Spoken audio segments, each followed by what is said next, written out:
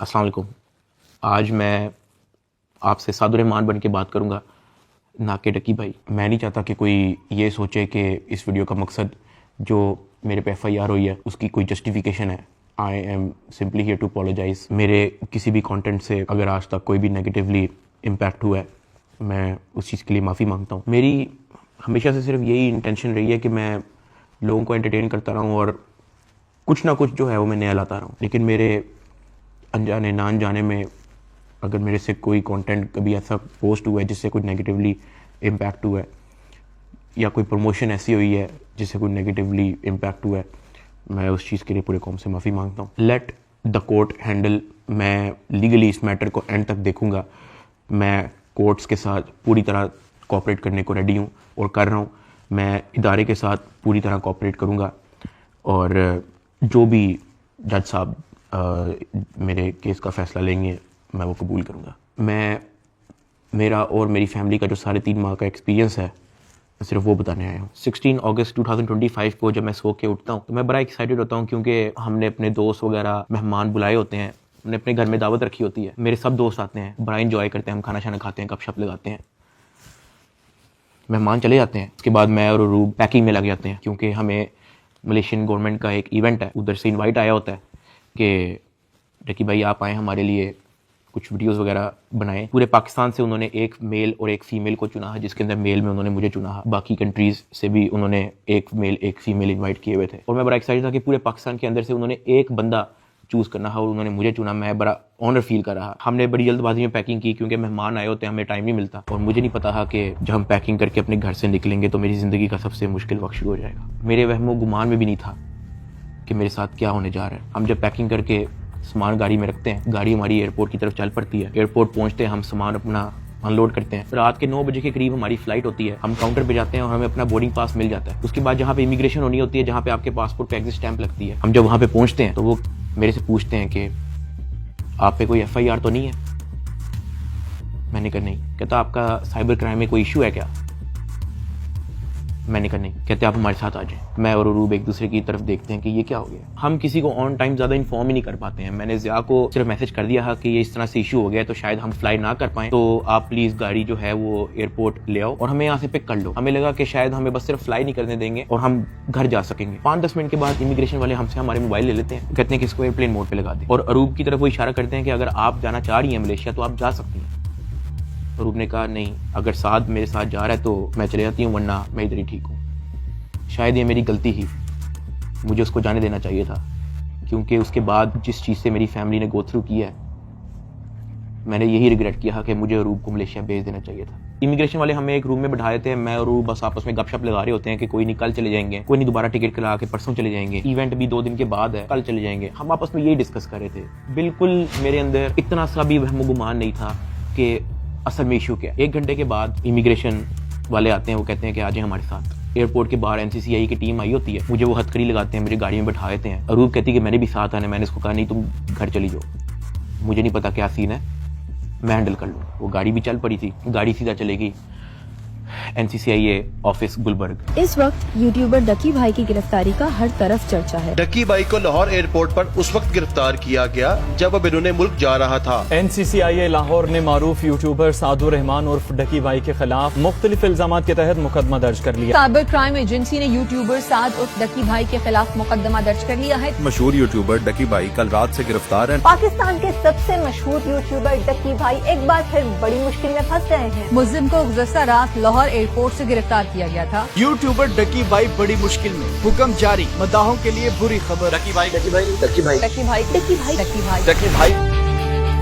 रात के तकरीबन 11 बजे हम NCCI ऑफिस पहुंच जाते हैं। हथकड़ी मुझे लगी हुई थी, मुझे ऊपर एक रूम में लेके गए। जब मैं NCCI के ऑफिस पहुंचता हूं तो वहां पे 6-7 ऑफिसर्स बैठे होते हैं। मेरी हथकड़ी वो खोल देते हैं, मुझे कुर्सी पे बिठा देते हैं और मेरी इंटेरोगेशन शुरू हो जाती है। वहां पे मेरे से क्वेश्चन करते हैं एप्लीकेशंस के प्रमोशन के बारे में। वहां पे मुझे पहली बार आइडिया होता है कि मेरा इस इशू पे मुझे एयरपोर्ट पे रोका गया। खैर मेरे से वो जो सवाल करते गए मैं उनको बताता गया। मेरे पास 3 मोबाइल थे, मैंने तीनों मोबाइल के पासवर्ड उनको दिए। उन्होंने मेरे से मेरे जीमेल अकाउंट के पासवर्ड पूछे, मैंने वो भी उनको ऑन द स्पॉट दिए। उन्होंने मेरे से मेरे लैपटॉप का पासवर्ड पूछा, मैंने उनको ऑन द स्पॉट दिया। ऐसा भी नहीं कि मैंने उनको कोई बहाना लगाया हो कि मैं पासवर्ड भूल गया हूँ, because I had nothing to hide. मैं इदारे के साथ कोऑपरेट करना चाहता हूँ। मैं ये नहीं चाहता कि इदारा ये सोचे कि मैं कुछ छुपा रहा हूँ। मेरा 23 दिन का रिमांड लिया गया। वो सारी इन्वेस्टिगेशन मैंने पहले 23 मिनट के अंदर दे दी थी। कई घंटे गुजर जाते हैं और तमाम ऑफिसर्स मेरी इंक्वायरी लेके चले जाते हैं, सिवाय एक के, जो मेरे इन्वेस्टिगेशन ऑफिसर्स थे, असिस्टेंट डायरेक्टर शुएब रियाज साहब। मेरे आईओ के अलावा जब तमाम ऑफिसर्स चले जाते हैं तो एक प्राइवेट बंदा बाहर से अंदर आता है। तो आईओ मुझे कहता है कि तुझे पता है कि तेरे पे एफआईआर होने वाली है।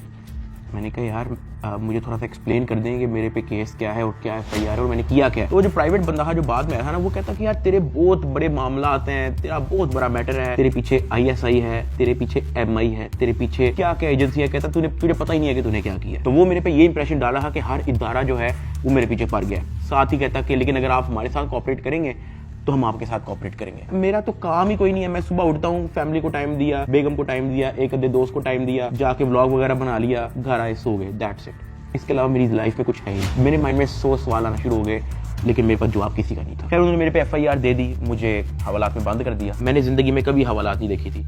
उस रात मैं नहीं सोया, मैं जागता रहा, रोशनी होगी। हवालात में सिर्फ एक ही लड़का था, मैंने उससे भी कोई ज्यादा बातचीत नहीं की। सुबह 10-11 बजे के करीब एक बंदा आया, उन्होंने मुझे हथकड़ी लगाई और मुझे कोर्ट ले गए कि आपको जज साहब के सामने पेश करना है। मेरी फैमिली में से किसी भी बंदे ने आज तक कोई कोर्ट, कोई कचहरी, कोई पुलिस स्टेशन, कोई हवालात, कोई थाने, उनमें से किसी चीज का उनको नहीं था पता। जज साहब ने 2 दिन का रिमांड दे दिया। मुझे तो रिमांड का मतलब ही नहीं था पता। मुझे हथकड़ी लगा के फिर से NCCI ऑफिस ले जाते हैं और मुझे हवालात में बंद कर देते हैं। उससे नेक्स्ट डे की बात है, मेरी इन्वेस्टिगेशन चल रही होती है। Additional director NCCI Sarfaraz Chaudhary साहब वो अचानक कमरे में आते हैं, मेरी तरफ देखते हैं, कहते हैं कि ए मुंडाई।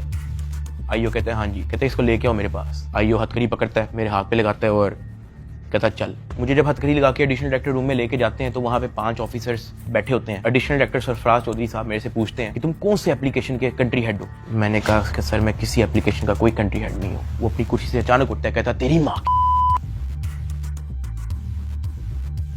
किधर से आता है पैसा तेरे पास। मैंने कहा सर मैं यूट्यूबर हूँ, मेरे 8 मिलियन सब्सक्राइबर हैं, उधर एडसेंस अभी मैं बात कर ही रहा होता हूँ। कहता है कि तुम मेरे वतन अजीज के बच्चों को खराब कर रहे हो, क्या करता है तुम्हारा बाप। मैंने कहा जी यूनिवर्सिटी के अंदर प्रोफेसर है। तो कहता तुम इतने क्यों हो। मैं चुप रहता हूँ। वो चीख के बोलते, कहता बोल। मैंने कहा जी सर मैं सिर्फ वीडियोस बनाता हूँ, मैं यूट्यूबर हूँ। माँ बहन की गालियां वो देता रहता है। उसने मेरे मुंह पे बहुत जोर का थप्पड़ लगाया। मैं बिल्कुल चुप होकर ऐसे मुंह नीचे करके खड़ा हो गया। तो कहता मुंह ते कर, मुंह ते कर। अभी मैंने मुंह पर किया नहीं था। वो जोर से चीख के कहता मुंह ते कर। अभी मैंने वो मुंह पर किया ही था, उसने मुझे दूसरा थप्पड़ लगाया। मैं वहां पे बड़ा हेल्पलेस फील कर रहा कि यार मेरे से ऐसा क्या हो गया। मैं भी ये सोच ही रहा था, उसने मुझे तीसरा थप्पड़ लगाया। मुझे माँ बहन की गालियां दी जा रहा है। मैं अपना मुंह नीचे करके खड़ा हुआ हूँ तो मेरे थप्पड़ इधर लगता है, फिर वो कहता था मुंह पर कर, फिर मेरा थप्पड़ इधर लगता है। वो मारी गया जब तक उसका दिल नहीं भरा। मैंने तो गिने भी नहीं है कि उसने मुझे थप्पड़ कितने मारे हैं। फिर वो मुझे कहता कि अपनी टांगे बैंड कर। मैंने अपनी टांगे बैंड कर ली। कहता हाथ ऊपर कर। मैंने अपना हाथ ऊपर कर ली। वो घर में एक वीडियो कॉल लगाता है जो एक बच्चा रिसीव करता है जिसकी एस्टिमेटेड तकरीबन एज होगी 7 साल। एक हाथ में सिगरेट होती है। वो उस बच्चे से पूछता है कि डकी भाई को जानते हो। वो बच्चा कहता है जी। वो बैक कैमरा ऑन करता है, मेरे हाथ खड़े होते हैं, टांगे बैंड होती हैं। वो कैमरे से दिखाता है उस बच्चे को कि कौन है ये। कहता है डकी भाई। तो कहता कि तुम इसके प्रोग्राम देखते हो। कहता जी। वो पीछे जो प्राइवेट मुलाजिम खड़ा होता है जो बहुत जोर का पीछे थप्पड़ मारता है। सरफराज चौधरी साहब उस 7 साल के बच्चे को कहते हैं ये देखो इसके साथ क्या हो रहा है, आप देखोगे तुम इसका प्रोग्राम। कहता नहीं, चलो फटाफट इसको गालियां दो। बच्चा कहता है कि सरफराज चौधरी साहब कहते हैं और का बच्चा। सरफराज चौधरी साहब कहते हैं और का बच्चा। थप्पड़ वो मारी जा रहा होता है पीछे। वो वीडियो कॉल पे उस बच्चे को दिखा रहा होता है कि ये तुम इसके प्रोग्राम देखते हो और ये मैं क्या बताऊं यार। खैर मैं तब बड़ा हेल्पलेस होता हूँ। मैं समझ नहीं आती कि मैं क्या करूं और किस तरह इससे निकलूं। मैंने क्या किया ऐसा। खैर वो सरफराज चौधरी कहता है कि इसको ले जाओ, इसकी तरीके से तफ्तीश करो। जबकि मैं डे 1 को आया हूं। मैं सब कुछ, मोबाइल का पासवर्ड, मैंने लैपटॉप के पासवर्ड, मैंने जीमेल के पासवर्ड, मैंने एक चीज नहीं छोड़ी। मुझे आज जितने ऑफिसर्स थे वहां पे, मुझे एक ऑफिसर आके दिखा दे, बता दे कि डकी भाई ने हमें ये चीज नहीं थी दी इसलिए हमने मारा है, वो तफ्तीश के अंदर इस जगह कोऑपरेट नहीं था कर रहा इसलिए हमने मारा है। मुझे एक बंदा आके दिखा दे यार। मेरा 23 दिन का रिमांड लिया मैंने, पहले 23 मिनट के अंदर उनको सब कुछ दिया। मुझे ऊपर ले गए, मेरे से एक बंदा मिलने आया हुआ था,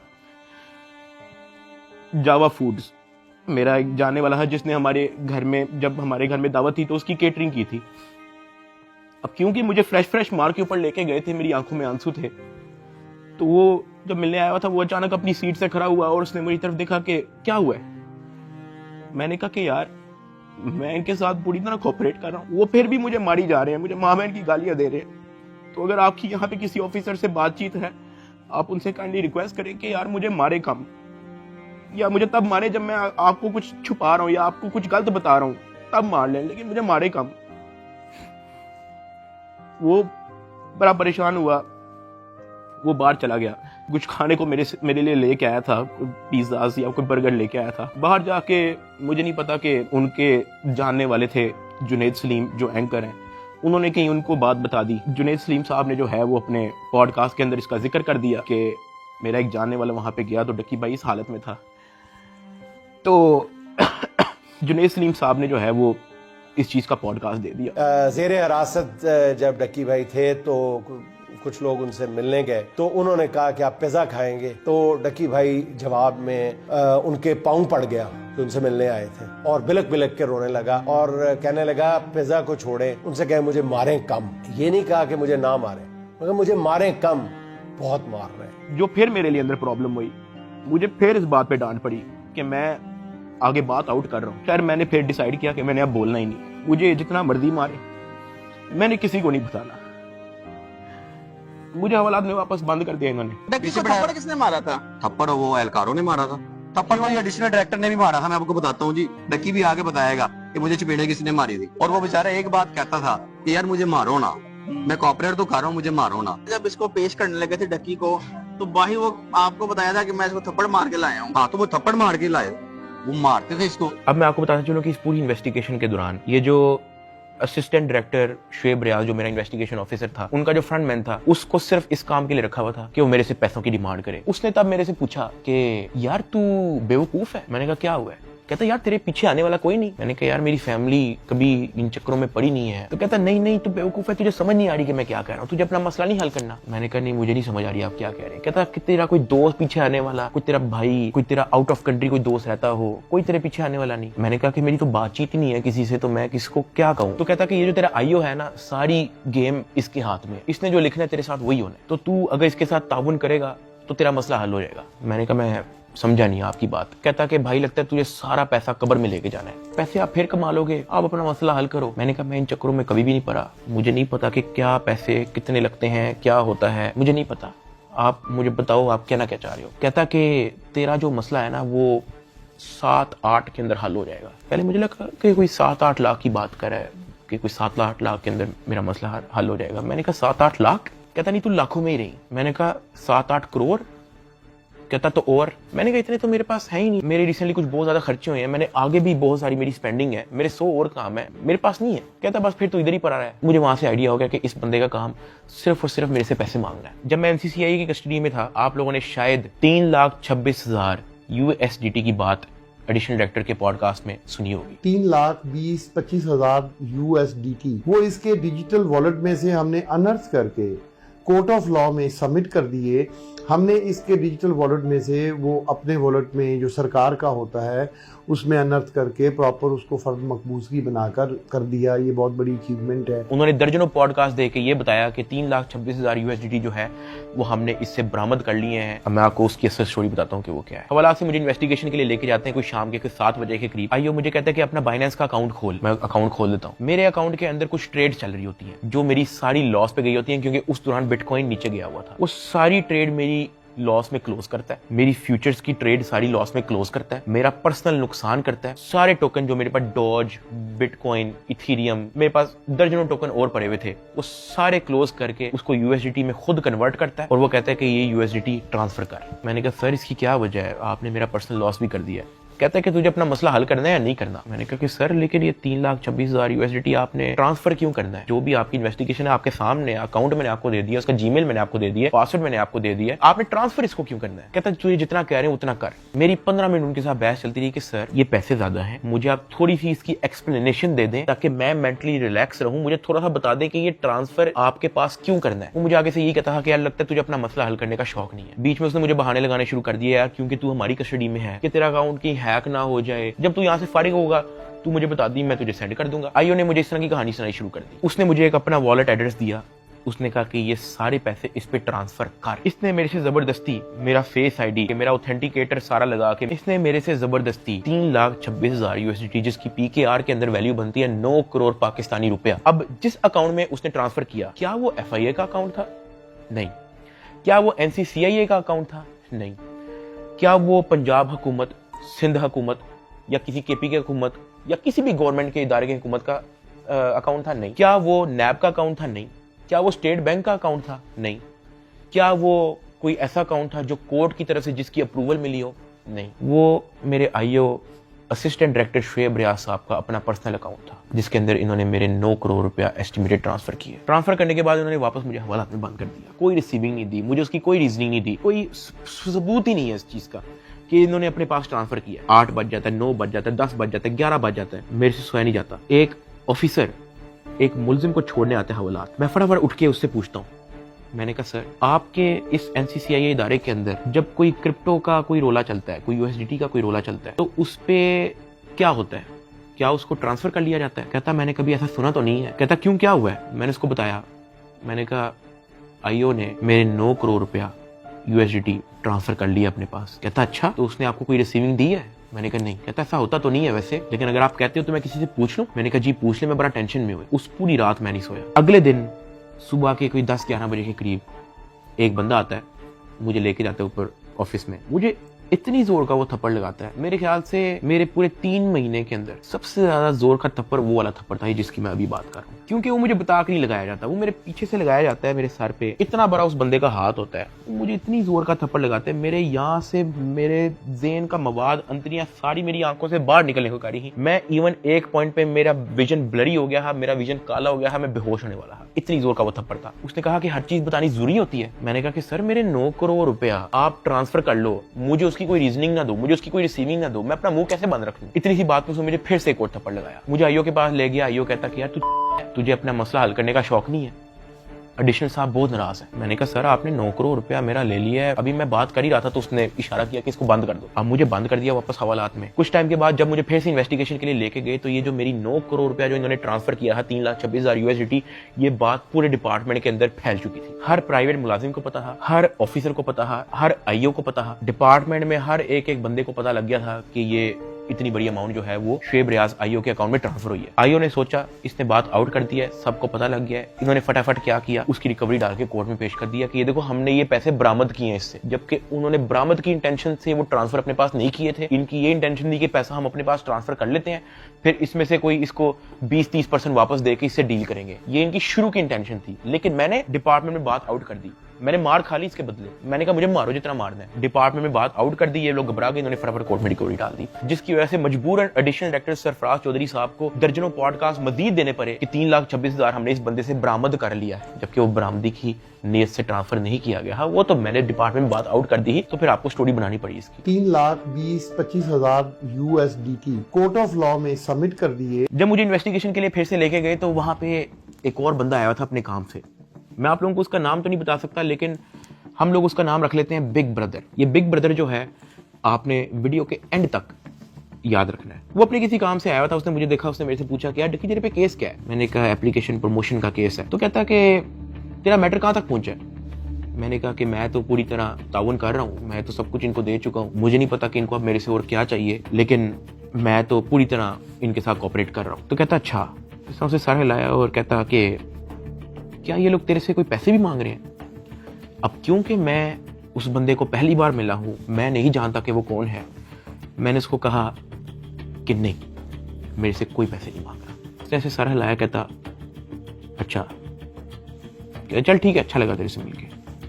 वो अपने कामों में लग गया। खैर मेरी इन्वेस्टिगेशन के बाद उन्होंने फिर से मुझे जेल में हवालात में बंद कर दिया। इन्होंने अपनी पूरी कोशिश की कि हम इससे पैसे लें, हम इससे पैसे का पूछें। जब इनको आइडिया हुआ कि मैं इनको किसी भी तरह से एंटरटेन नहीं कर रहा, इन्होंने बहाने से मेरी फैमिली को बुला लिया। अरूब और मेरी अम्मा, उनको ये कह के बुलाया गया कि मेरी उनके साथ मुलाकात है। मुझे जब हवालात से ऊपर लेके गए तो अरूब बैठी हुई थी और उसकी इंटेरोगेशन हो रही थी। उसका मोबाइल जो है वो इन्वेस्टिगेशन ऑफिसर के हाथ में था। तो मैंने इन्वेस्टिगेशन ऑफिसर शुएब रियाज साहब से पूछा कि ये आपने इनका मोबाइल क्यों लिया? तो कहता कि इन पे भी FIR होगी। तो अरूब घबरा गई। उसने कहा मेरे पे FIR क्यों होगी? उसने कहा कि आपने तो हमें साथ से मिलने के लिए बुलाया है, मुझे और मामा को के साथ से मुलाकात हो जाएगी। तो कहता कि नहीं, FIR हो ना हो, ये जो आपके शोहर की FIR है इसी में बड़ी जगह है, हम आपको इसी में नामजद करेंगे। अरूब घबरा गई। मैंने अरूब की तरफ देखा, मैंने अरूब की तरफ इशारा किया कि मैंने कहा बस बिल्कुल चुप होके बैठ जाओ, बस ये वक्त गुजारो, बस इस वक्त हम कुछ नहीं कर सकते। खैर वो अरूब से कुछ क्वेश्चन उन्होंने पूछने शुरू कर दिए। मैंने यही कोशिश की कि मैं जल्दी से जल्दी अरूब को वापस भेज दूं घर। उसका मोबाइल वापस मिले ना मिले डजंट मैटर, वो घर जाए। आईओ ने अरूब का मोबाइल रख लिया। मैंने अरूब को कहा कि अब तुम घर जाओ और तुमने वापस नहीं आना। जब अरूब घर गई है तो उसने जब वकीलों से डिस्कस किया तो वकीलों ने कहा कोई बात नहीं, हम प्री अरेस्ट बेल करवा लेंगे। तो अरूब ने कहा ओके। अगले दिन उन्होंने जाके प्री अरेस्ट बेल करवा ली।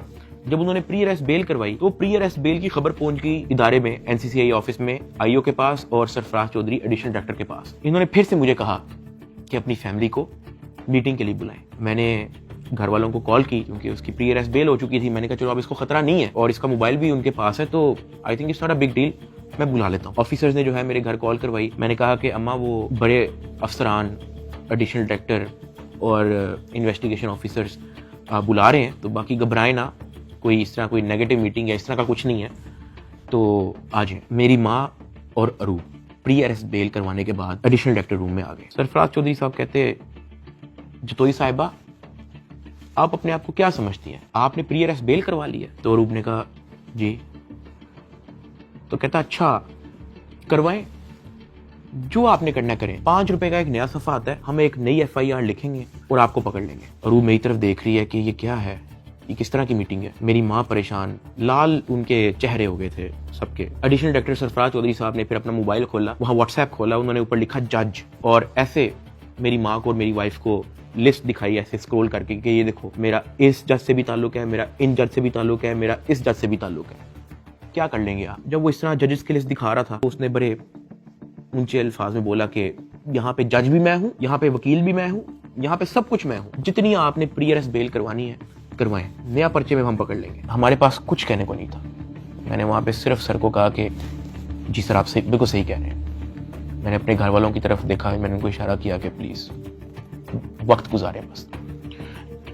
मेरे घर वालों के चेहरे लाल हो गए हैं, मतलब बिल्कुल आप कह लो कि उनके पास कुछ कहने को नहीं थे। दे वर शेकिंग। वो बातें करता गया, हम लोग घबरा गए थे। हमने बस वेट किया कि यार ये कब हमें फाड़े करेगा। जब उसने कहा ठीक है आप जा सकते हैं, मैं, अरूब और मेरी माँ जब उस एडिशनल डायरेक्टर रूम से बाहर निकले, मेरी माँ की आंखों में आंसू थे, अरूब की आंखों में आंसू थे। मैंने कहा कि यार मुझे बहाने से कहते हैं कि आप लोगों को बुला लो, फिर ये इस तरह की हरकतें करते हैं, डराने धमकाने वाली, ब्लैकमेलिंग, थ्रेट्स। मैंने कहा ये सिर्फ और सिर्फ इनका पैसे मांगने का तरीका है ताकि हम डर जाएं, इनको कुछ पैसे दे दें और हमारी जान छोड़ेंगे। तो ये इस तरीके से मुझे, मेरी फैमिली को ज़हनी अजियत देते रहे हैं, ब्लैकमेल करते रहे हैं। अरूब का राइट बनता है कि वो प्री अरेस्ट बेल करवा के आए। आपने अपनी इन्वेस्टिगेशन करनी है, करें। उसने तो अपना मोबाइल भी दे दिया, आप जब बुला रहे हो वो आ रही है, फिर भी आप उसको थ्रेट कर रहे हो कि जी आपने प्री अरेस्ट बेल करवा लिया, कोई बात नहीं, 5 रुपए का नया सफा आएगा, हम आपको फिर अरेस्ट कर लेंगे। और ये सब इनका तौर तरीका था कि हम लोग किसी तरह टूट जाए और ये जितने पैसे मांगे हम लोग फौरी इनको दे दें। इस दौरान आईओ और उसका जो फ्रंट मैन है, जब उनको पता लगा कि मैं और मेरी फैमिली किसी भी तरह से इनको एंटरटेन नहीं कर रही, कोई पैसों के मामले में लिफ्ट नहीं करवा रही, तो इन्होंने मेरे एक दोस्त से बात की और उस दोस्त को कहा कि इसको मुझे आके कहो कि ये पैसों से मसला हल होगा। उसकी जो भी गपशप हुई मेरे दोस्त ने वापस आके बताई, कहता कि ये पैसे ही मांग रहे हैं। मैंने कहा यार इस तरीके से मेरी फैमिली को ब्लैकमेल कर रहे हैं, इस तरीके से मुझे टॉर्चर कर रहे हैं, ये लोग चाहते क्या है? वो ये कह रहे हैं कि अरूब को हम पर्चे में नामजद ना करें और उस पर कोई नया पर्चा ना दें और उसको अरेस्ट ना करें, उसका वो 1 करोड़ रुपया मांग रहे हैं। मैंने कहा भाई इन्होंने मेरा बैंक अकाउंट ब्लॉक कर दिया, इन्होंने मेरी USDT भी अपनी जेब में डाली, मेरे अब्बा जी का बैंक अकाउंट ब्लॉक है, मेरी अम्मा जी का बैंक अकाउंट भी इन्होंने ब्लॉक कर दिया है, अरूब का बैंक अकाउंट इन्होंने ब्लॉक कर दिया है, जिया का बैंक अकाउंट इन्होंने ब्लॉक कर दिया है, इवन मुनीब जो अंडर 18 है उसका बैंक अकाउंट भी ब्लॉक कर दिया है। कहानी यहाँ पे खत्म नहीं हुई। मेरे दादा अब्बू जिनका मैंने आज तक व्लॉग में जिक्र नहीं किया, आज तक उनकी अपीयरेंस नहीं हुई, 80 साल एंड अबव की उनकी उम्र है, उनका बैंक अकाउंट भी ब्लॉक कर दिया। मेरे पास 1 टका नहीं है इनको देने के लिए। सॉरी। उसने मेरी बात सुनी, कहता अच्छा। उसने एज इट इज जब ये बात आईओ को बताई, आईओ आगे से इसको कहता कि इन्हां दे कोल 40-50 करोड़ रुपया सैट नहीं पराउंदा। मेरे दोस्त ने एज इट इज मुझे ये बात आके बताई। अब क्योंकि मेरी फैमिली ऐसे मेंटल टॉर्चर से गुजर चुकी थी, जब मेरे दोस्त ने ये बात मेरी फैमिली को बताई, मेरी फैमिली ने घबरा के कहा कि प्लीज आप किसी और से बात कर लें, अगर वो हमें लोन दे सकता है, कोई उधार हमें दे सकता है तो दे दे। मेरे दोस्त ने इवन मेरे एक और दोस्त से भी बात की, उसने मना कर दिया, कहता यार हम नहीं कर सकते, 1 करोड़ रुपए बहुत ज्यादा है। मेरे दोस्त ने फिर आईओ से बात की, आईओ कहता कि हम 60 लाख से नीचे नहीं लेंगे, अरूब की हद तक, अभी हम डकी की बात नहीं कर रहे। ये बात जब उसने मुझे आके बताई, मैंने कहा मेरे पास है ही नहीं 60 लाख, या मेरे पास 60 रुपए नहीं है, सब कुछ इन्होंने ले लिया। अगले दिन मेरी कोर्ट में पेशी थी, मेरा रिमांड लेने के लिए जब कोर्ट में गए तो मेरी फैमिली वहां पे आई हुई थी। उन्होंने मेरे से हाथ जोड़ के, रंग उनके उड़े हुए थे, कहा कि साद जो कह रहे हैं इनको प्लीज दे दो। अरूब कांप रही थी, कहती कि मुझे पकड़ लेंगे, मुझे पता भी नहीं है कि इनको कैसे हैंडल करना है, मुझे नहीं पता कि आगे मेरे साथ ये लोग क्या करेंगे, प्लीज ये जो मांग रहे हैं दे दो। जब मैंने उनकी शक्लें देखी फैमिली की, मैंने कहा ठीक है, लेकिन मेरे पास 60 लाख रुपए वाकई में नहीं है, आप किसी से बात कर लें। मेरे मामू आउट ऑफ कंट्री रहते हैं, वो ऑस्ट्रेलिया से फ्लाई करके आए हैं, जो हमने इनको ये सारी कहानी बताई है। मेरे एक मामू इधर पाकिस्तान में होते हैं, वो भी आए हैं, उनसे हमें उधार लेना पड़ा कि प्लीज हमारी हेल्प कर दें, हमारा ये मसला है, हमें 60 लाख रुपया उधार चाहिए। उन्होंने 60 लाख रुपया हमें कैश अरेंज करके दिया, वो कैश हमने इन लोगों को पहुंचाया। इनको पैसे जो है मेरे भाई ने भिजवाए थे, मुझे तो पता भी नहीं था कि इनको पैसे पहुंच गए हैं या वो मेरे मामू ने दिए हैं, ये सारी बातों का मुझे बाद में पता लगा। जब इनको पैसे पहुंच चुके थे, अगले दिन मुझे एडिशनल डायरेक्टर सरफराज चौधरी साहब ने मुझे फिर से कहा कि आप अपनी फैमिली को, अगर आपने मीटिंग करनी है तो आप बुला लें। मैंने कहा जी ठीक है, मैंने अपनी फैमिली को बुला लिया, और तब एडिशनल डायरेक्टर साहब का रवैया मेरी फैमिली के साथ टोटली चेंज हो चुका था। वहां से मुझे आइडिया हुआ कि it was never about the case, it was always about the money. वो मेरी फैमिली से बड़े अच्छे से बात कर रहे हैं, मुझे आइडिया हो गया कि इनको शायद पैसे पहुंच चुके हैं। वो इवन कमरे से चले भी गए थे, उन्होंने कहा कि अगर आपने अपनी कोई प्राइवेट बात करनी है तो आप कर लें। जब वो कमरे से गए हैं, तब मेरी माँ ने, अरूब ने, मेरे भाई ने सारी कहानी बताई कि किस तरह से मेरे मामू ने उधार 60 लाख रुपया दी है इस सारी कार्रवाई के लिए। मैंने अपनी माँ से माफी मांगी, मैंने कहा यार आई एम सॉरी कि मेरी वजह से इतना कुछ करना पड़ रहा है सबको।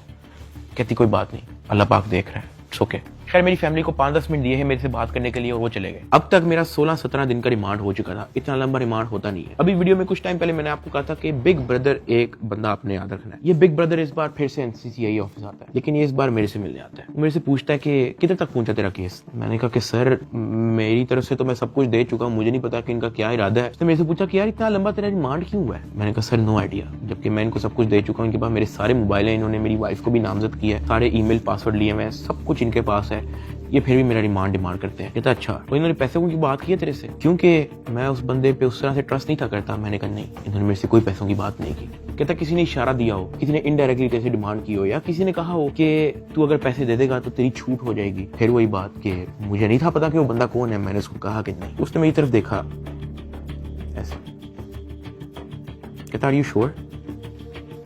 मैंने कहा जी। इवन उससे मुझे एक पॉइंट पे बड़े गुस्से से देखा, कहता कि देख ले अगर कुछ ऐसा है तो तू मुझे बता सकता है। फिर वही बात आ गई क्योंकि मैं उसको जानता नहीं था। मैंने कहा नहीं ऐसा कुछ भी नहीं है सर। कहता ठीक है, वो चला गया। मेरा 23 दिन टोटल रिमांड हो चुका था। जो मैं आप लोगों को ये भी बताता चलूं कि एनसीसीआई की हिस्ट्री में इतना लंबा रिमांड नहीं हुआ। इवन एक पॉइंट पे मैं इतना तंग आ गया था इनसे कि मैंने खुद ही जज साहब के सामने कहा कि सर मैं चाहता हूं कि ये लोग अपनी तसल्ली पूरी कर लें, इन्होंने जो मेरी इन्वेस्टिगेशन करनी है करें, अगर ये रिमांड मांग रहे हैं इनको रिमांड दे दें। मैं इतना तंग आ गया था, मैंने जज साहब के सामने खुद ही बोल दिया कि यार रिमांड ले लें मेरा। 23 दिन रिमांड के बाद भी इन्होंने 30 लाख रुपया मेरी फैमिली से मुझे जुडिशियल करने का लिया। मतलब एनसीसीआई ऑफिसर्स ने मुझे जेल भेजने के भी मेरी फैमिली से पैसे लिए। खैर मैंने अपने दोस्त को कहा कि यार ये आईओ से पूछो कि अब क्या इसने मेरे साथ करना है। कहता कि मैंने बात की है, वो ये नहीं कह रहा कि अब आपकी बेल करवानी है, वो ये कह रहा है कि हमने 4 पर्चे मजीद रेडी किए हुए, वो 4 पर्चे हम डकी भाई पे ना दें, उसका 1.5 करोड़ रुपया वो मांग रहे हैं, जिसमें से एक पर्चा इन्होंने कोई लड़की रिलेटेड रखा हुआ है। और जब मैंने ये सुना मैं बर्बाद, मैं टूट चुका था। मैंने अपने दोस्त को कहा तू इनको ब्लॉक कर दे बस, और तू जा, इनको को 4 पर्चे देने, 400 दें, मैंने अब 1 टका नहीं देना इनको। इस तरह तो इनको आदत लग जाएगी।